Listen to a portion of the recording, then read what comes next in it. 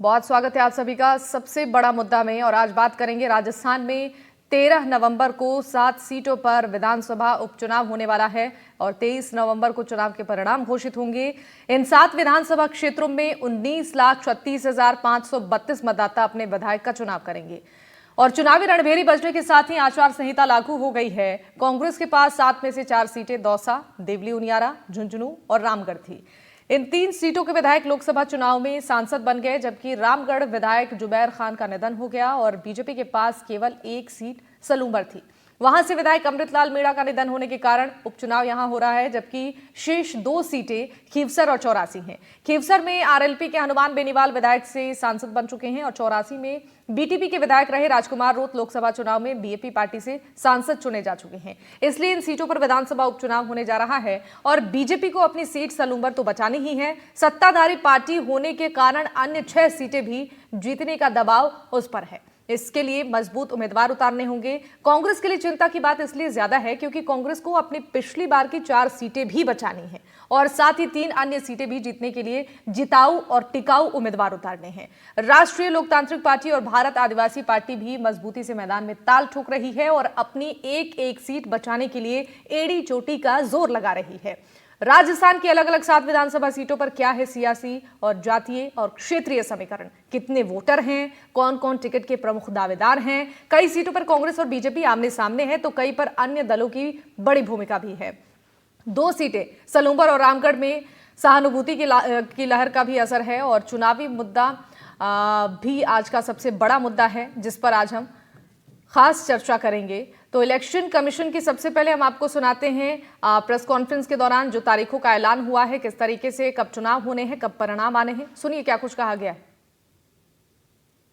We have 48 ACs and 2 PCs in 15 states. They will also undergo the elections this time. All the 48 ACs and 2 PCs, the schedule would be like this.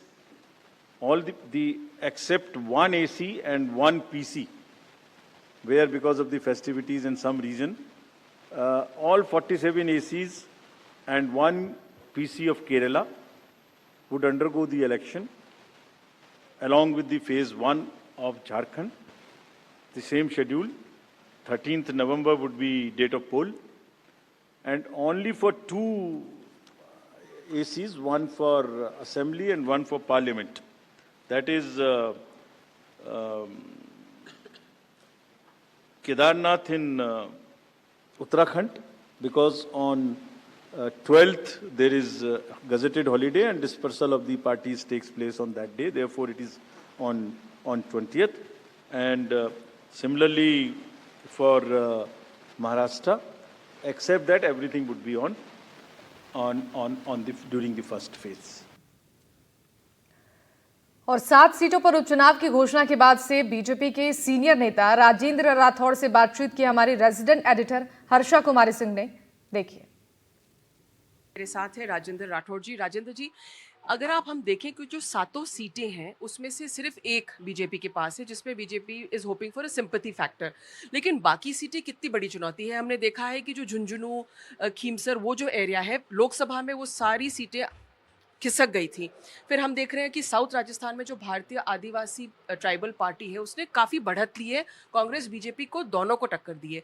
तो ये जो 7 सीटें हैं इसमें जो जातिगत समीकरण है, कहीं ना कहीं बीजेपी के लिए चैलेंज तो आप मानेंगे। देखिए, वैसे तो आप देखो तो हर चुनाव एक चुनौती है, परंतु आपने हरियाणा के चुनाव में देखा होगा कांग्रेस ने कई नैरेटिव बनाने की कोशिश की थी। आप जिन जातियों की बात करते हैं, जातियां गोलबंदता भी आपने देखी होगी, पर सरकार की कल्याणकारी योजनाएं जनता के जहन में रही और हमने हरियाणा में तीसरी बार सरकार बनाई।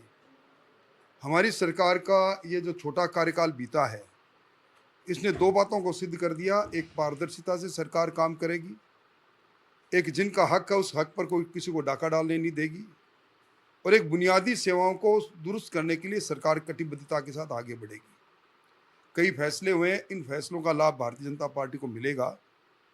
हर व्यक्ति जो उपचुनाव के अंदर अपना मत देता है, उसके दिलो दिमाग में एक ही बात रहती है कि आने वाले समय में मेरा वोट विकास के साथ कैसे जुड़े और विकास सरकार कर सकती है, और सरकार भारतीय जनता पार्टी की इसलिए मैं इसको कोई चुनौती। उपचुनाव की तारीखों के ऐलान के बाद से पीसीसी चीफ गोविंद सिंह डोटासरा ने कहा है कि प्रदेश की 7 सीटों पर भाजपा साफ होगी। पहले ये पर्ची सरकार थी और अब यू टर्न सरकार हो गई है। पहले आदेश निकालते हैं, फिर खुद ही निरस्त कर देते हैं। डोटासरा ने कहा है कि पता नहीं कौन सरकार चला रहा है। मुख्यमंत्री विदेश के दौरे पर हैं, कहां से निवेश लाएंगे कुछ पता नहीं है। सुनिए और क्या कुछ कहा उन्होंने। तो हरियाणा के साथ ही अपेक्षा कर रहे थे, लेकिन कोई बात नहीं, देर है दुरुस्त है। चुनाव तो घोषित होना ही था, कॉन्स्टिट्यूशनल जो है वो बाध्यता है। तो मैं समझता हूँ कि कांग्रेस का कार्यकर्ता तैयार है और ये जो 9 महीने का 10 महीने का इस राजस्थान की भाजपा की पर्ची सरकार का जो कार्यकाल गया है, लोग पूरी तरीके से निराश हैं, पूरी तरीके से परेशान हैं और वो ये कह रहे हैं कि हमने बनाई थी सरकार, बन गया सर्कस। आए दिन हर ऑर्डर यू टर्न, आपस में झगड़े, मंत्रियों का पता नहीं कौन है, कैसे है, कहाँ से सरकार चल रही है, कहाँ से नहीं चल रही है। मैं ये कह सकता हूँ कि 7 उपचुनाव में भारतीय जनता पार्टी को 0 सीट मिलेगी। ये मैं आपके सामने आज कैमरे के सामने कह रहा हूँ। तो चलिए अब चर्चा के लिए कुछ खास मेहमान हमारे साथ जुड़ रहे हैं। परिचय के साथ आगे बढ़ेंगे। डॉक्टर चेतन राजपुरोहित बीजेपी प्रवक्ता हैं, हमारे साथ जुड़ रहे हैं, बहुत स्वागत है आपका।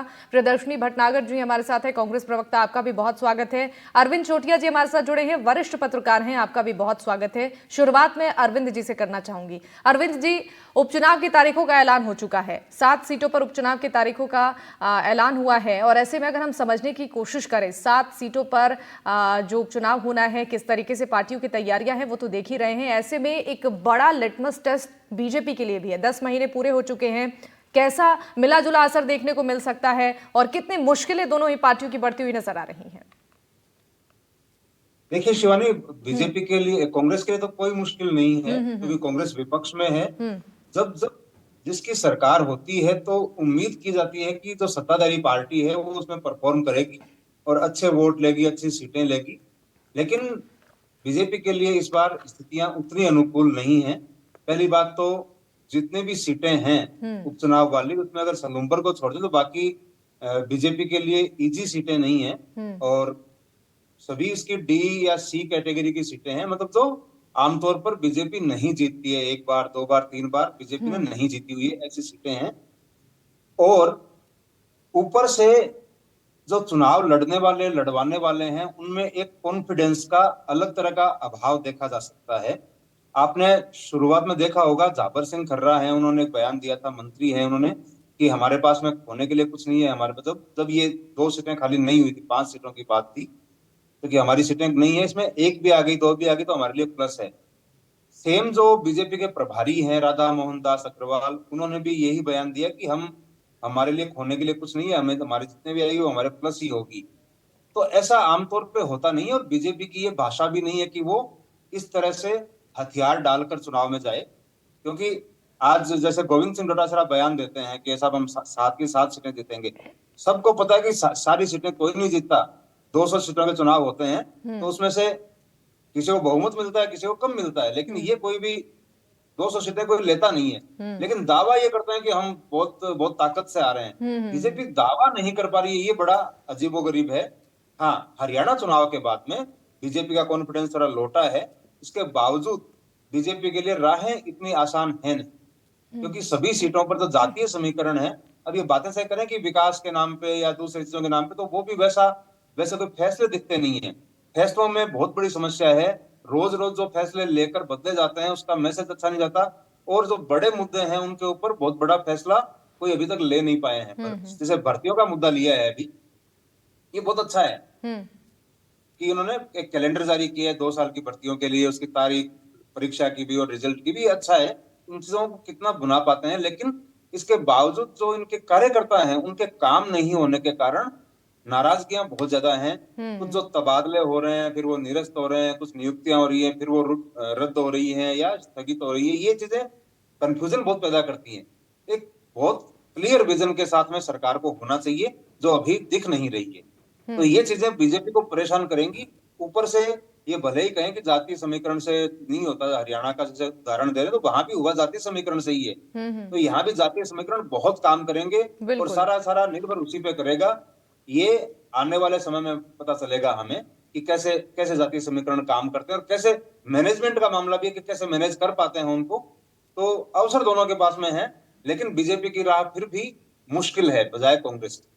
बिल्कुल ठीक है। एक बार डॉक्टर चेतन राज पुरोहित जी का रुख करते हैं और समझते हैं कि कैसी तैयारी बीजेपी की है। चूंकि एक परीक्षा भारतीय जनता पार्टी की 10 महीने का कार्यकाल पूरा हुआ है और ऐसे में उपचुनाव की 7 सीटों पर जीत का दावा कांग्रेस पार्टी भी कर रही है, लेकिन कितनी राहें मुश्किल नजर आ रही है भारतीय जनता पार्टी के लिए?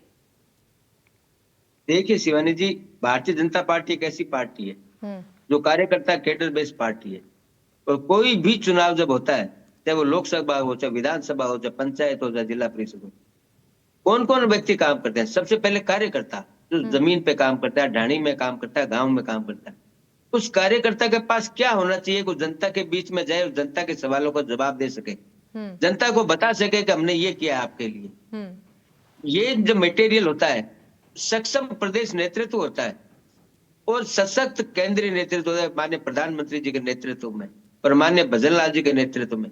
तो भारतीय जनता पार्टी का कार्यकर्ता जब गांव गली में जाता है तो वो कुछ लेके जाता है, बताता है उनको। क्या बताता है आपको बताता हूं मैं। पेपर लीक का बात सबसे बड़ी मुद्दा चला था हमारे विपक्ष में जब हम थे। हम लोगों ने 16 मामले दर्ज करके 82 लोगों को गिरफ्तार किया।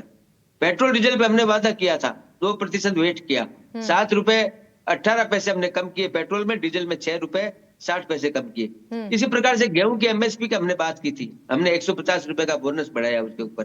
पीएम किसान सम्मान निधि में हमने 6000 को 8000 किया, ये आपको पता है। आगामी सरकार जो आगे भर्ती कैलेंडर जो आज जारी किया है, आपने देखो इतिहास में, राजस्थान के इतिहास में किसी भी सरकार ने यूपीएससी की तर्ज पर आज तक भर्ती कैलेंडर जारी नहीं किया था। ये युवाओं में उत्साह, उमंग और भविष्य के प्रति आसान हुई थी भारतीय जनता पार्टी की सरकार के प्रति। और जिस प्रकार से परीक्षा परिणाम आ रहे हैं और जिस प्रकार से अधीनस्थ बोर्ड ने 90 परीक्षाएं कराई, कोई बाधा नहीं आई, कोई विघ्न नहीं हुआ। आरपीएससी ने 8 परीक्षाएं कराई, सुचारू रूप से संपन्न हुई, कोई पेपर लीक नहीं हुआ। ये क्यों होता है ऐसा? ये इसलिए होता है कि सरकार की नीति और नियत दोनों जब साफ होती है तो आगे काम पर सरकार करती है। अब आता हूँ गरीब परिवार को 450 सिलेंडर लेने का हमने वादा किया था, वो हमने पूरा किया। 3919 करोड़ रुपए का ब्याज मुक्त ऋण, फसली ऋण किसानों को हमने प्रोवाइड कराया।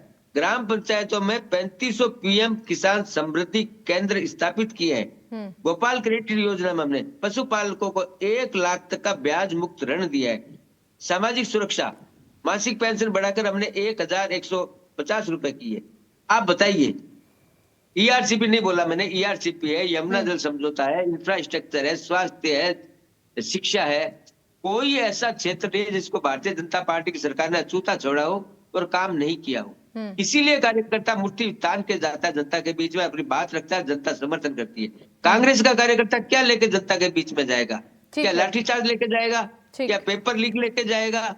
क्या भ्रष्टाचार को लेके जाएगा? क्या जिस प्रकार से होटलों से सरकार चली वो लेके जाएगा? क्या लेके जाएगा? क्योंकि बताने के लिए कांग्रेस कार्यकर्ता के पास कुछ नहीं है, क्योंकि नेतृत्व सक्षम नहीं है। पूछ लेते हैं ना, 5 साल कांग्रेस के सरकार प्रवक्ता रहने के हमारे साथ बाद भी जुड़े कांग्रेस हैं। ने कुछ नहीं किया। ये जो आप सवाल उठा रहे हैं डॉक्टर चेतन जी, आप जो सवाल उठा रहे हैं इसका जवाब ले लेते हैं। हमारे साथ कांग्रेस प्रवक्ता प्रियदर्शनी भटनागर बीजेपी तो हैं। प्रियदर्शनी जी, आप जवाब दीजिए। जिस तरीके से आरोप लग रहे हैं कि पेपर लीक का मामला लेकर जाएंगे, लाठीचार्ज का मामला लेकर जनता के बीच जाएंगे, कैसी तैयारी है? किन मुद्दों को लेकर आप जा रहे हैं जनता के बीच? जी देखिए, भारतीय जनता पार्टी के प्रवक्ता को शायद ये इस चीज का भान नहीं है कि राजस्थान के अंदर 10 महीने से अघोषित आपातकाल लगा हुआ है। आज हर मोर्चे पे भारतीय जनता पार्टी की सरकार विफल रही है, क्योंकि ये अपने आंतरिक द्वंद्व और गुटबाजी से इतनी त्रस्त है कि ये जनताओं के मुद्दों पर तो ये बात करने में पूरी तरह से असफल रही है। आपने देखा होगा यह 2-3 दिनों का घटनाक्रम कि ये नियुक्तियां करते हैं और 4 घंटे में ही ये उसको निरस्त कर देते हैं। किरोड़ी लाल मीणा जी के दबाव के अंदर इन्होंने जो प्रिंसिपल्स की लिस्ट निकाली थी 40 जनों की, उसको 4 घंटे में निरस्त करनी पड़ गई। इन्होंने मनोनीत पार्षद बनाए थे 501, उनको निरस्त करना पड़ा। उससे बड़ी बात यह है कि इन्हों के जो प्रदेश अध्यक्ष है मदन राठौड़ जी, उनकी सहमति से इन्होंने भारतीय जनता युवा मोर्चा की प्रदेश कार्य समिति घोषित करी, 2 घंटे में उसको निरस्त करनी पड़ गई। आज भारतीय जनता पार्टी इतने टुकड़ों में डिवाइड हो चुकी है कि ये कैसे चुनाव लड़ेंगे। एक तो मुद्दा ये है। दूसरी चीज, राजस्थान में 10 महीने से अघोषित आपातकाल है। आज आप देख लीजिए, आप पानी बिजली की अघोषित कटौती है। भारतीय जनता पार्टी की 10 महीने की इस पर्ची की सरकार की सबसे बड़ी पोल तो इस बरसात में खुल गई। आपने देखा होगा, अतिवृष्टि के कारण पूरा राजस्थान को इन्होंने बाढ़ की स्थिति में लाके खड़ा कर दिया। और आप अभी लेटेस्ट देख लीजिए, आज आप अभी देख लीजिए पूरे प्रदेश के अंदर अभी जो वर्तमान के अंदर चिकनगुनिया, डेंगू, जो बीमारी, जो सीजनेबल, जो मौसमी बीमारी है, उसके संदर्भ में आपने देखा क्या इनके कोई भी प्रवक्ता या कोई नेताओं ने एक शब्द भी बोला क्या? क्योंकि इनके लिए ये कोई मुद्दा नहीं है, क्योंकि भारतीय जनता पार्टी 7 दिन 24 घंटे इलेक्शन मोड में है। 10 महीने से ये जब से सरकार बनी है ये इलेक्शन मोड में ही है। ये अप डाउन, दिल्ली से जयपुर अप डाउन करने में ही व्यस्त हैं और ये सरकार नहीं सर्कस बन के रह गया है। सर्कस का उदाहरण आप देख लीजिए। आज किरोड़ी लाल मीणा जी का ये मैं इनसे पूछना चाहता हूं, बीजेपी के प्रवक्ता से ये साबित कर दें या इस चीज को ये बता दें कि किरोड़ी लाल मीणा जी मंत्री हैं या नहीं है, क्योंकि वो तो खुद तो मना कर देते हैं। वो कहते हैं मैंने इस्तीफा दे दिया, मेरा इस्तीफा स्वीकार क्यों नहीं करते हो? उसके विपरीत कैबिनेट की मीटिंग में जाते हैं। अब इन्होंने पेपर लीक की बात करी, तो सबसे बड़ी चीज इनकी कथनी करनी में भिन्नता का भान आप इस चीज से कर लीजिए। ये जब कांग्रेस की सरकार थी तब कहते थे कि कांग्रेस की सरकार के कारण बड़े मगरमच्छ बाहर घूम रहे हैं, हमारी सरकार आएगी तो बड़े मगरमच्छ पकड़ेंगे। तो अब इनको किसने रोक रखा है? ये किस कुंभकर्ण की नींद में सो रहे हैं? 10 महीने से एक भी मगरमच्छ पकड़ा क्या इन्होंने? एक भी मगरमच्छ क्यों नहीं पकड़ पा रहे हैं? दूसरी चीज, ये एसआई भर्ती परीक्षा के अंदर क्या आज तक ये यू टर्न लेते हैं? कभी कहते हैं हम इसको निरस्त करेंगे। आपका वर्जन क्या है? आप किस चीज पे आप स्टैंड है वो तो आप बताइए। आज आप देख लीजिए, सरकार के लिए इतनी शर्मनाक बात है कि रोज बैकफुट पर आ रही है। आप बता दीजिए, कोई भी नियुक्तियां होती हैं वो सीएम हाउस की स्वीकृति के माध्यम से होती है, 4 घंटे में निरस्त हो जाती है। आप देख लीजिए इन पे कौन सा दबाव है। तो अशोक गहलोत साहब ने सही तो कहा कि दिल्ली से लेके अजमेर में अप डाउन में ये सरकार इतनी व्यस्त है, ये उपचुनाव क्या लड़ेगी? जबकि आपने हमारी स्थिति बता दें, 7 विधानसभाओं में से 4 विधानसभा पे हम जीते हुए हैं। हमारा प्रयास यह है कि हम 7 की 7 जीते, हम गेन करें। लेकिन भारतीय जनता पार्टी के पास में इसमें सीट कौन सी थी? 1। और आज आप देख लीजिए, जब से ये सरकार बनी है, लोकसभा चुनाव हुए, लोकसभा चुनाव में इनके पास में 25 सीट थी, वो आप देख लीजिए 14 पे आ गए। ये 11 से की इनकी हार हो गई। तो जनता ने तो इनको रिपोर्ट कार्ड सौंप दिया कि भाई आपने सरकार बना के जनता के कमिटमेंट को पूरा नहीं किया, इसलिए लोकसभा चुनाव में हारे। अब ये बार बार ये ढोल पीटते हैं हरियाणा का।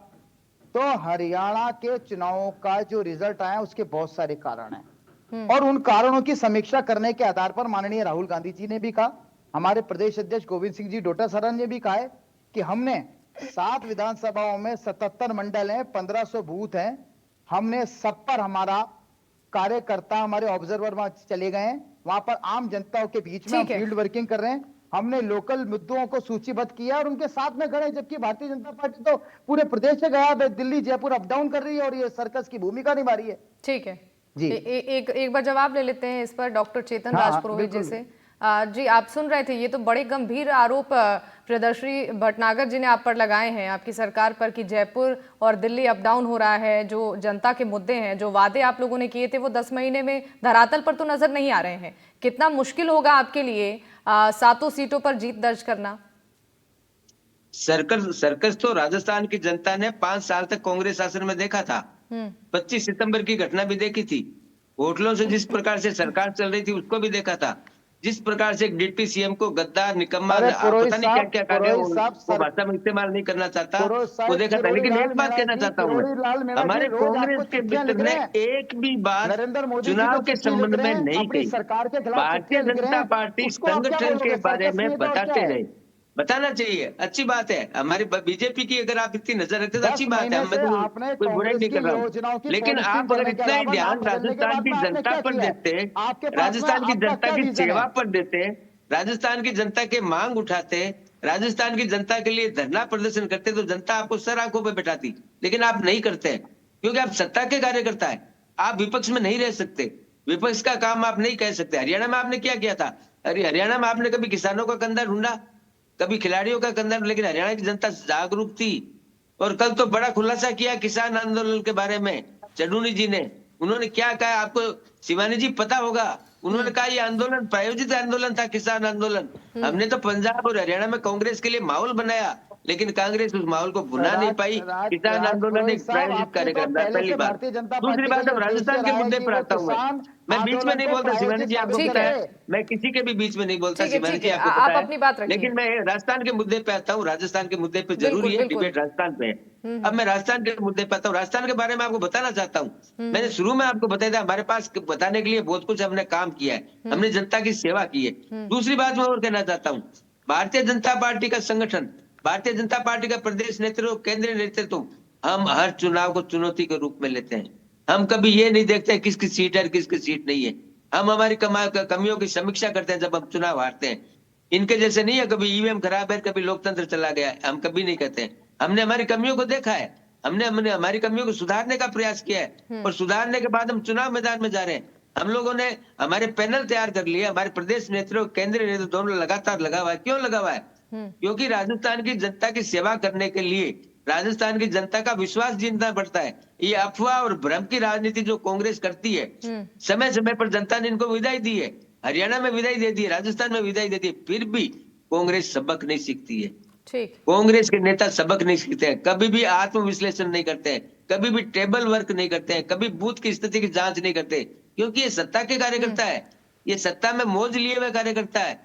भाजपा का कार्यकर्ता तपस्वी कार्यकर्ता है, वो संघर्षशील कार्यकर्ता है, वो ठीक है। धरना प्रदर्शन हड़ताल इन सब में भाग लेता है, लेकिन इन लोगों से धरना प्रदर्शन नहीं होता है। और राजस्थान के बारे में मैं कहना चाहता हूँ, कांग्रेस के कार्यकर्ता पिछले 10 महीनों में ना तो विधानसभा में एमएलए बोले, राजपुरोहित ना इनके साहब। कार्यकर्ता सड़कों पर आए, ना ये कोई मांग रखते हैं, ना ये जनता की भलाई करना चाहते हैं। ये केवल भ्रम और अफवाह की राजनीति करते हैं, ठीक है। उसको जनता ने नकार दिया है। आने वाले चुनाव जो उपचुनाव है उसमें भारतीय जनता पार्टी, आप देखना शिवानी जी, अपन मिलेंगे डिबेट में, काउंटिंग वाले दिन भी मैं आपको मिलूंगा यहाँ पर। जब रिजल्ट आएंगे तो हमारे कांग्रेस के मित्रों के पास 11 बजे के बाद में एक ही जवाब आएगा कि ईवीएम खराब है। ठीक है। इसके अलावा कांग्रेस के मित्र कुछ नहीं कहेंगे। हरियाणा चुनाव में ढोल बजा रहे थे शिवानी जी, 10 बजे तक ढोल बजा रहे थे जब 71 सीटों पर आ गए थे। जैसे ही पीछे हुए और पीछे होते ईवीएम खराब हो गई, चुनाव आयोग खराब हो गया, ठीक है, लोकतांत्रिक इस पर संस्थाओं चर्चा पे हमला करेंगे हो जब गया। परिणाम सामने आएगा। बिल्कुल, एक बार अरविंद जी के पास जाना चाहूंगी। अरविंद जी, आपने दोनों पक्षों को सुना, भारतीय जनता पार्टी और कांग्रेस पार्टी एक दूसरे पर आरोप प्रत्यारोप की जो राजनीति है वो देखने को यहाँ पर तो मिल ही रही है, आपने भी सुना। लेकिन इस बीच अगर हम समझने की कोशिश करें जो क्षेत्रीय मुद्दे हैं, इन 60 सीटों के जातीय समीकरण को अगर समझने की कोशिश करें तो किस तरीके के समीकरण बनते हुए नजर आ रहे हैं? देखिए, जाति समीकरण तो वही है, उसमें अब जैसे झुंझुनू सीट है तो वहां से राजेंद्र सिंह बुढ़ा ताल ठोक रहे हैं, तो वो आपको पता है कि वो किसका खेल बिगाड़ेंगे, या तो अपना बना लेंगे, नहीं तो किसी न किसी का खेल बिगाड़ेंगे, और खेल वो बीजेपी का ही बिगाड़ सकते हैं। ऐसे ही कई सीटों के ऊपर किरोड़ीलाल मीणा जी हैं, उनका प्रभाव कुछ ना कुछ जरूर पड़ेगा। दौसा और जो देवली उनियारा की सीट है, क्योंकि उनका इस्तीफा अभी तक स्वीकार नहीं हुआ, और उनकी जो दिखती नहीं सुनती हुई मांग नहीं है, जो सामने नहीं है, वो अगर पूरी होती है तो उसके ऊपर डिपेंड करेगा। बाकी जो आपका दक्षिणी राजस्थान का हिस्सा है, तो वहां पर बीएपी का प्रभाव बहुत ज्यादा इस टाइम पे है। तो इनका देखना होगा कि गठबंधन की स्थिति कैसी रहती है। अगर गठबंधन इनका कांग्रेस के साथ में होता है तो अलग तरह के समीकरण होंगे, नहीं होता है तो अलग तरह के होंगे। सेम आपका खींवसर है, तो वहां भी अगर गठबंधन इनका जारी रहता है, अब जारी कैसे रहता है, क्योंकि हरियाणा में तो अभी हनुमान बेनीवाल साहब हैं, वो कांग्रेस के खिलाफ प्रचार करके आए हैं, और तो गठबंधन अब कांग्रेस साथ में रहता है या बीजेपी के साथ में होता है या वो अलग से लड़ते हैं, इनके ऊपर बहुत कुछ डिपेंड करेगा कौन वहां से कुछ वोट काटने वाला वो ला सकते हैं। बाकी जो मैं कहना चाहूंगा कि जो दोनों पार्टियां दावे कुछ भी करें, लेकिन इनके बीच में जो आपसी फूट है वो इन दोनों ही पार्टियों के लिए बहुत बड़ी चुनौती बनकर सामने आने वाली है। अगर आप बीजेपी के को देखेंगे तो यहाँ भी बहुत सारी समस्याएं इनके अंदरूनी है। कांग्रेस में देखेंगे तो यहाँ भी रोज एक दूसरे के ऊपर कोई न कोई तंज कसा जाता है इंटरनली, चाहे वो सचिन पायलट गुट हो, चाहे वो अशोक गहलोत गुट हो। आज आपने सुना होगा अभिमन्यु पुनिया का कि वो गन लाने से वो सीटें नहीं आती, चुनाव नहीं जीते जाते। तो इस तरह की चीजें दोनों ही पार्टियों के बीच में है। इन दोनों को ही अपने अपने घर सुधारने होंगे, और मतलब अपने जो काम है, अपने जो मुद्दे हैं सरकार को वो लेके जाने होंगे। लेकिन जाएगा कौन? आप चेतन जी जो है वो दावा तो कर रहे हैं कि साहब हमारा कार्यकर्ता जो है वो मुद्दे लेके जाता है, लेकिन आपके ही पैनल के प्रवक्ता हैं एक कृष्ण कुमार जानू, उन्होंने सार्वजनिक रूप से फेसबुक पर एक टिप्पणी की थी कि राष्ट्रवाद का चूर्ण नहीं चटाया जा सकता लंबे समय तक, कार्यकर्ताओं के काम होने चाहिए। तो आपको चेक करना होगा कि वो कार्यकर्ताओं के काम हो रहे हैं क्या, होने शुरू हुए हैं क्या, उनकी टिप्पणी के बाद में होने शुरू हुए हैं क्या, क्योंकि प्रवक्ता जो है वो आमतौर पर ऐसी बात नहीं बोलते हैं। अगर वो बोल रहे हैं तो इसका मतलब पार्टी बोल रही है कि पार्टी के कार्यकर्ताओं के काम नहीं हो रहे हैं, और जब काम नहीं होता तो कोई भी आपके लिए क्यों दौड़ेगा, क्यों भागदौड़ करेगा, क्यों काम गिनाएगा? जब उसके काम होंगे तो गिनाएगा क्या? और सेम कांग्रेस में है कि कांग्रेस में नेता बहुत ज्यादा हैं, कार्यकर्ता बहुत कम हैं, और फिर है तो आपस में लड़ाइयां बहुत ज्यादा बड़ी बड़ी हैं, ईगो की लड़ाइयां बहुत बड़ी बड़ी हैं, आपसी लड़ाइयां, क्षेत्रीय लड़ाइयां बहुत बड़ी बड़ी हैं। बिल्कुल, यानी कि अरविंद जी इन सभी मुद्दों पर भी सोच विचार करने की जरूरत है, सिर्फ कांग्रेस पार्टी को ही नहीं बल्कि भारतीय जनता पार्टी को भी। दोनों ही पार्टियों को आपसी फूट और जिस तरीके की ये असंतोष की भावना है इसको ठीक करने की जरूरत है, चूंकि जनता के जो मुद्दे हैं वो मुद्दे अपने जहन में रखकर ही अपने मताधिकार का इस्तेमाल करेंगे और परिणाम के समय ही सामने आ पाएगा कि आखिर जनता ने किसे चुना है। आप तीनों का बहुत बहुत शुक्रिया हमारे साथ जुड़ने के लिए, इस चर्चा में शामिल होने के लिए। डॉक्टर चेतन राजपुरोहित बीजेपी प्रवक्ता हमारे साथ जुड़े थे, प्रियदर्शी भटनागर जी कांग्रेस प्रवक्ता हमारे साथ थे, और अरविंद चोटिया वरिष्ठ पत्रकार हमारे साथ थे। आप तीनों का बहुत बहुत धन्यवाद इस चर्चा में शामिल होने के लिए। और चलिए इसी के साथ इस चर्चा में फिलहाल के लिए बस इतना ही। तमाम खबरों के लिए आप देखते रहिए NDTV राजस्थान। नमस्कार।